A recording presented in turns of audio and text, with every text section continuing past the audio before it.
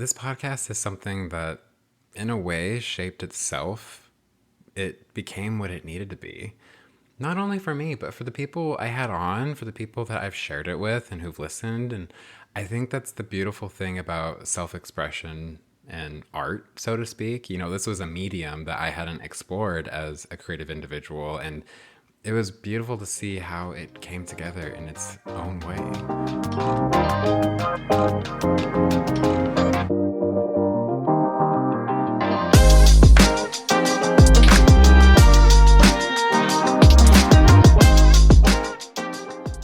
Hello and welcome to the podcast, to another episode of Queerly Overthinking. I'm your host, Adam Harper, and this is our Season 1 Reflections episode. Can you believe that I have a season's worth of episodes and this makes the 18th episode?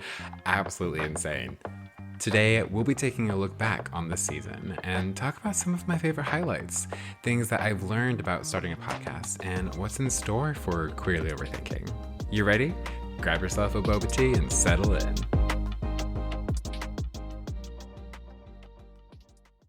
Y'all, this is so crazy to think about and to say that this is the end of season 1, an 18 episode season of a podcast. Literally so insane. First and foremost, I want to say thank you to everyone who has listened to the podcast, to all of the amazing guests that I've had, to my amazing producer and amazing audio mixer, and everyone who has championed me in this endeavor. It's been amazing to see how far this podcast has come in just the first season. Thinking back, it's wild to see how many hours I have invested into this, from the initial branding and audio design to the coordinating of guests, recording, editing, and marketing episodes on social media. Something I've been thinking about as a recovering people pleaser is it's hard to take up space because I'm so used to making myself fit into small places or compress myself to make room for others. And if you've met me, you can physically see what I mean, as I am a 6'4" tall man, but I sometimes slouch or sink inward on myself to make that space for others. It's taken so much practice to, first off, work on my posture. Working out does help with that, thankfully, but also learning how to take up space. And in regard to the podcast, I can take up space where there is an endless supply in a virtual environment. And you know what? It feels freaking amazing to feel like I can breathe more, and it's increased my confidence and moved me into an era of my life where I care less and less about what people think about what I do or say. And it's amazing to feel like I have every right to just sit where I am, to stand where I am, and to feel what I feel, and just belong as much as the person next to me has every right to feel and belong. It's crazy. As I was writing this outline, I had just finished listening to the very first episode of the podcast as I was sipping on my boba tea, which, by the way, a local shop has a blueberry tea. Oh my gosh, you guys, it's amazing. I get it every time I go there.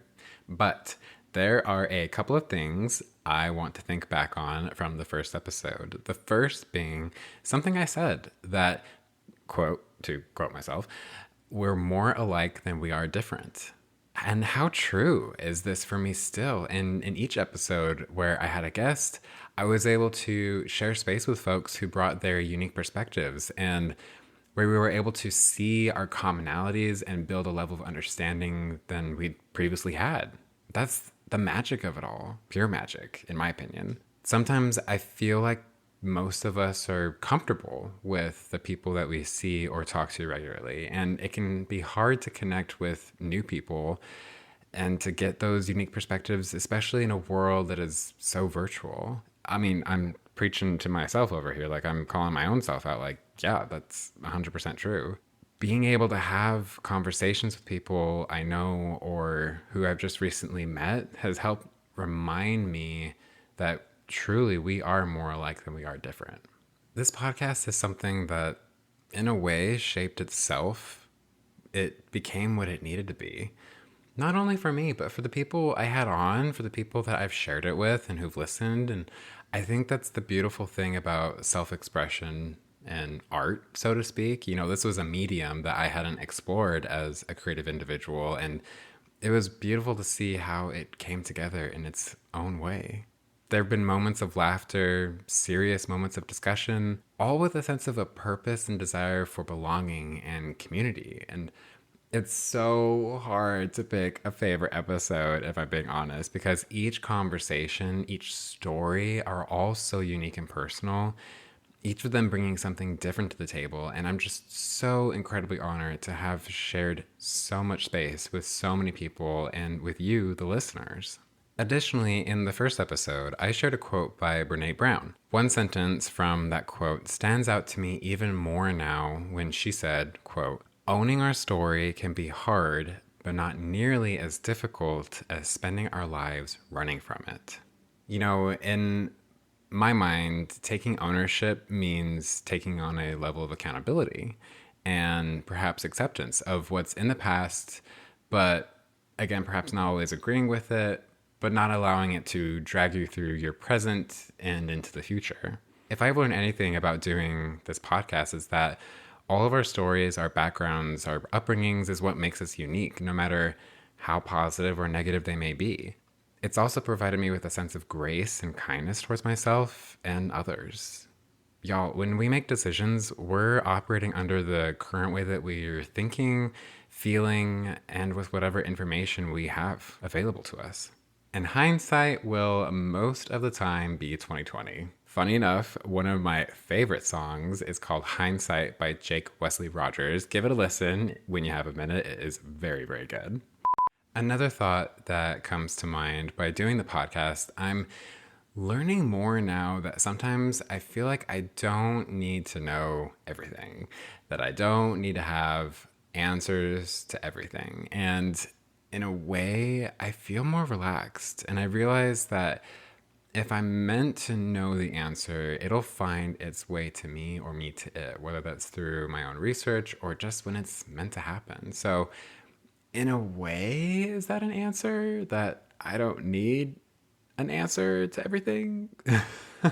Gotta love a paradox question. I was on TikTok the other day and I came across a video that just shook me to the core of my being. I'm actually going to clip it in here so you can hear it. It's from user Hey It's Tori with like 5-letter I's at the end, but here's that clip. Queer people don't grow up as ourselves. We grow up playing a version of ourselves that sacrifices authenticity to minimize humiliation and prejudice. The massive task of our adult lives is to unpick which parts of ourselves are truly us and which parts were created to protect us. This quote was written by queer writer Alexander Leone, and it brought me back to the 8-year-old version of myself who had the words to write, "I am a lesbian," in her journal, but did not come out for another 20 years. 20 years of protecting myself in a world that didn't feel like my own, and 20 years of creating a version of myself whom I no longer recognize. Hug your tiny self today, my queer friends, and bring that tiny self back to life. But this time for you and no one else. This hit me so hard and unlocked a core memory for me because it brought me back to a time when I had written in my small little journal, probably in my early teens, from what I remember, something related to the fact that I was experiencing emotions and attractions for people of the same gender. I know it's crazy. Like I'd totally forgotten that I had done this, but from what I can remember, this was the first time that I'd ever mentioned this or acknowledged it to myself and wrote it down. But I remember being so scared after writing it, thinking that someone would find my journal and discover what I wrote. So I not only marked out the entire page with black ink, I then used whiteout on top of that. My heart just aches so hard thinking about that. I just want to reach back in time and hug my younger self to tell them that everything's going to be all right. And in a way, it's really hard to not hold resentment for the things that contributed to this need to hold this secret so close to my chest. I've often found that resentment, holding a grudge, anything that you're physically or emotionally holding on to grows tiresome. there's a point where I just need to release and embrace what is. To wrap up this segment of reflection and highlights, I wanted to mention that in a recent episode titled Dear Younger Me, I shared that a teacher of mine, Miss Walls, made a profound impact on my learning career back in fifth grade. Well, as fate would have it, as I was listening back to the episode before it aired, and in the episode, I mentioned that I have not been able to find her obituary, and it's been something that's just kind of loomed over my head in a way, and I've just been searching for it for so long, just to have that kind of understanding of what happened and when did it happen and things like that. I found her obituary, and it was just I'm still in shock thinking about it, and it still kind of makes me well up a little bit because I looked for it for so long, and to have some sense of closure to that connection, it just means so much because I admired her so much, and she is dearly, dearly missed.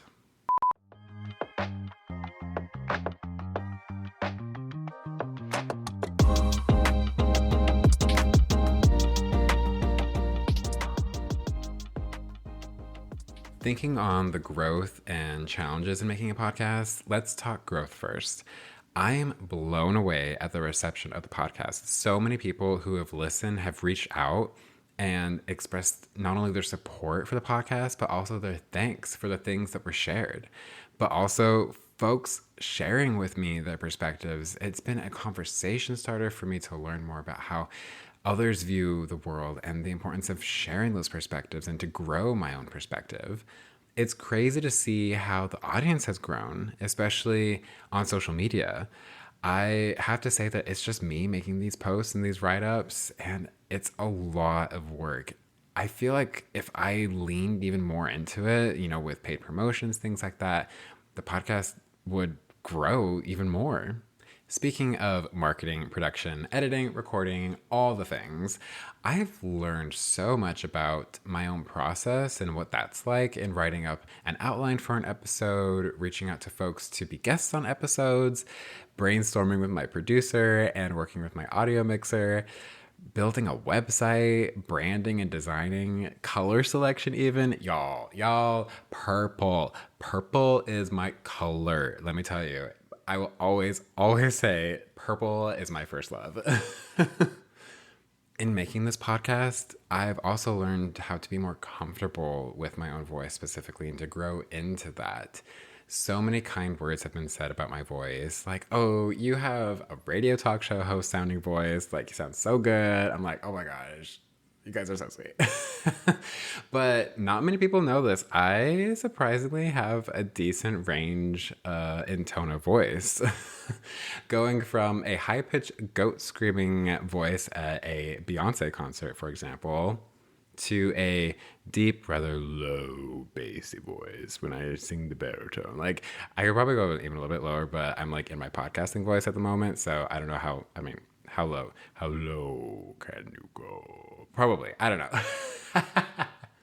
But learning to get used to the sound of my voice after hours of audio recording, learning how I breathe and hearing how I breathe, it takes some time to get comfortable finding your voice. I expect I'll continue to lean into that comfortability a little bit more, but that's also something I've noticed.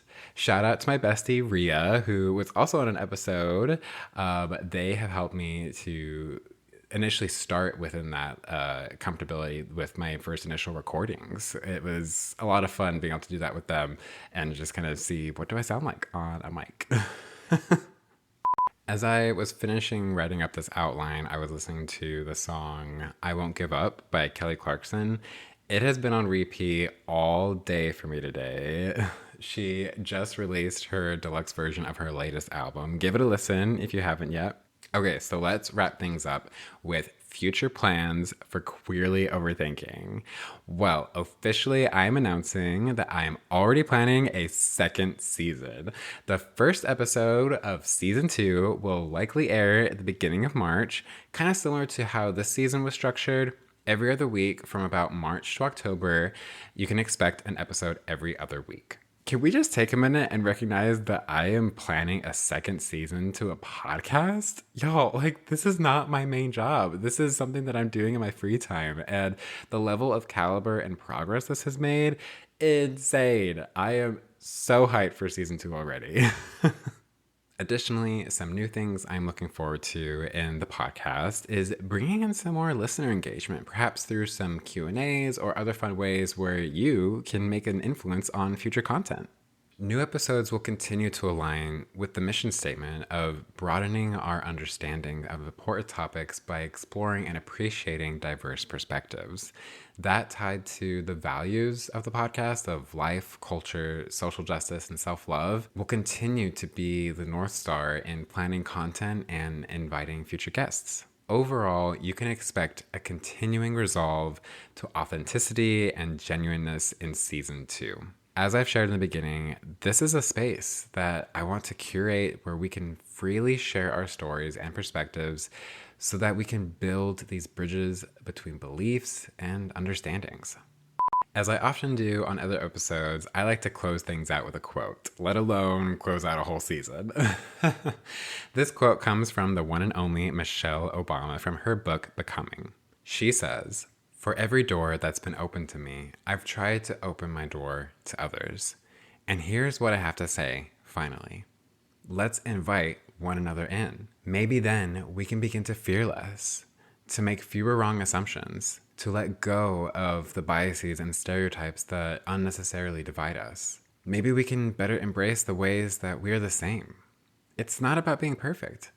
It's not about where you get yourself in the end. There's power in allowing yourself to be known and heard, in owning your unique story, in using your authentic voice. And there's grace in being willing to know and hear others. This, for me, is how we become." Well, y'all, that about wraps it up. Again, thank you. Thank you. I am so glad to have been on this journey with you, and I hope it's been a positive one. I can't wait to see what happens in season 2. Until then, I hope you have an amazing rest of your 2023. Holy cow, where has this year gone? It flew by. But be well, and I'll see y'all again soon.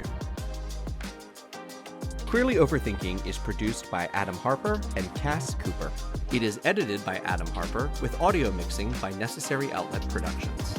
You can follow Queerly Overthinking on Instagram at Queerly Overthinking and find more at www.queerlyoverthinking.com.